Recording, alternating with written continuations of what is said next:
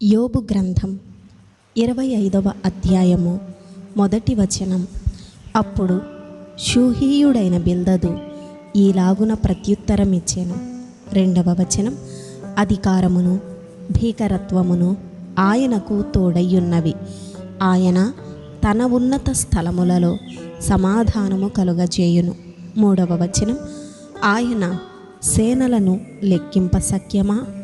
ఆయన వెలుగు ఎవరి మీదనైనను ఉదయింపకుండునా? 4వ వచనం. నరుడు దేవుని దృష్టికి నీతిమంతుడు ఎట్లు కాగలడు? స్త్రీకి పుట్టినవాడు ఆయన దృష్టికి ఎట్లు శుద్ధుడు కాగలడు? 5వ వచనం. ఆయన దృష్టికి చంద్రుడు కాంతి గలవాడు కాడు, నక్షత్రములు పవిత్రమైనవి కావు. 6వ వచనం. మరి నిశ్చయముగా పురుగు వంటి మనుష్యుడు, పురుగు వంటి నరుడు ఆయన దృష్టికి పవిత్రుడు కానేరడు కదా. ఆమెన్.